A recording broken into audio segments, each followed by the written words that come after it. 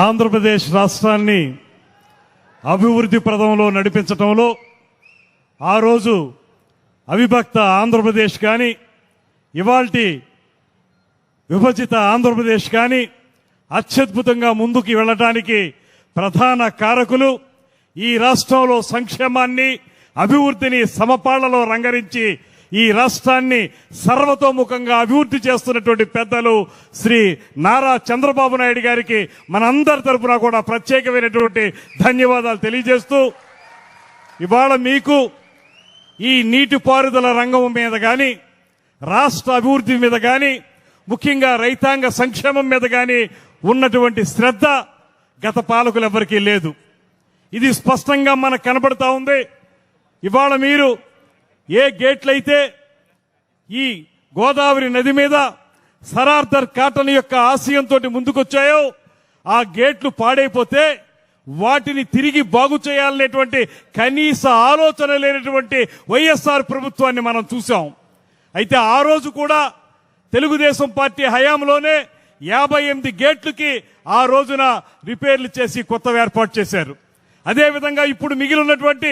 117 గేట్లకి 150 కోట్ల రూపాయల నిధుల్ని వెచ్చించి వాటితోటి ఇవాళ కొత్తగా గేట్లు ఏర్పాటు చేయడం ద్వారా ఏదైతే ఈ ప్రాంతాన్ని సస్యశ్యామలం చేయాలనేటువంటి ఆలోచన మనందరం చేస్తున్నామో దాన్ని సాకారం చేస్తున్నటువంటి ఏకైక నాయకుడు శ్రీ నారా చంద్రబాబు నాయుడు గారు అనేటువంటి మాటని ఈ సందర్భంగా మనవి చేస్తూ, అటువంటి ఒక దార్శనికత ఉన్నటువంటి ముఖ్యమంత్రి కేవలం ఒక విషయమని కాదు, మా అదృష్టం వారితో కలిసి అనేక సందర్భాల్లో కేబినెట్ మీటింగులు కానీ ఇతర మీటింగుల్లో కొన్ని పాల్గొన్నప్పుడు మాకు అర్థమయ్యేటువంటి విషయం, ప్రతి సమస్యని క్షుణ్ణంగా పరిశీలించి అది రాయలసీమ, కోస్తాంధ్ర, ఉత్తరాంధ్ర ఏ ప్రాంతం అయినప్పటికీ కూడా అక్కడ ఉన్నటువంటి సమస్యల్ని ఆమూలాగ్రం కూడా పరిశీలించి వాటికి సరైనటువంటి పరిష్కారం చూపించగలిగేటువంటి దిశాలి శ్రీ నారా చంద్రబాబు నాయుడు గారు అనేటువంటి మాటను కూడా ఈ సందర్భంగా మనవి చేస్తూ, ఇవాళ ఈ రాష్ట్రానికి ఒక అద్భుతమైనటువంటి నాయకత్వం ఉంది. ఈ దేశంలోనే గ్రేట్ విజనరీగా పేరు పొందినటువంటి శ్రీ నారా చంద్రబాబు నాయుడు గారు ముఖ్యమంత్రిగా, అదేవిధంగా పేదవాడి కోసం పార్టీని ప్రారంభించినటువంటి ఉప ముఖ్యమంత్రి పవన్ కళ్యాణ్ గారి నాయకత్వం మరో పక్కన, వీరిద్దరికీ పైన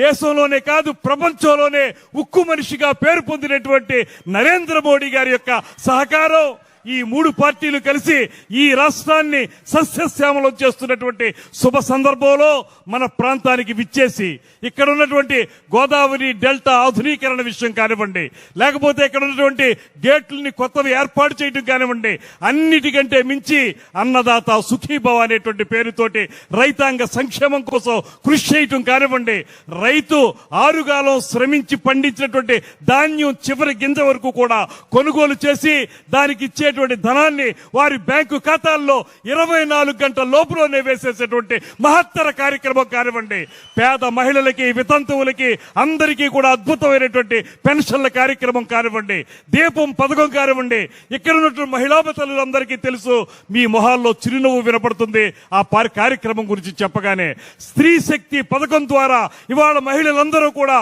ఉచితంగా బస్సుల్లో ప్రయాణం చేసేటువంటి కార్యక్రమం కానివ్వండి, ఇలా చూసుకుంటే 2 సంవత్సరాల కాలంలో ఈ రాష్ట్రాన్ని అత్యద్భుతంగా ముందుకు తీసుకెళ్లినటువంటి ధీశాలి ధీమంతుడు మన నాయకుడు శ్రీ చంద్రబాబు నాయుడు గారు అనేటువంటి మాటని మరొకసారి మీ అందరికీ మనవి చేసుకుంటూ, వారి ఆధ్వర్యంలోనే ఇంతకుముందు ఎమ్మెల్యే గారు, కొత్తపేట ఎమ్మెల్యే గారు బండారు సత్యానందరావు గారు చెప్పినట్లుగా ఏవైతే అపరిష్కృతంగా ఉన్నటువంటి సమస్యలు ఉన్నాయో వాటన్నిటినీ పరిష్కరించడానికి ఖచ్చితంగా శ్రీ చంద్రబాబు నాయుడు గారి దగ్గర సరైనటువంటి కార్యాచరణ ఉంది. ఆ కార్యాచరణను అమలు చేసి ఇప్పటికే సస్యశ్యామలంగా ఉన్నటువంటి ఈ ప్రాంతాన్ని మరింత సస్యశ్యామలం చేయాలనేటువంటి మాటని మిమ్మల్ని కోరుకుంటూ, అదేవిధంగా మిమ్మల్ని ఒక చిన్న కోరిక చివరిగా ఒక డైరెక్షన్ ఇమ్మని, ఇరిగేషన్ వాళ్ళు ఈ పిచ్చుకుల్లంక ప్రాంతం 62 ఎకరాలుంటే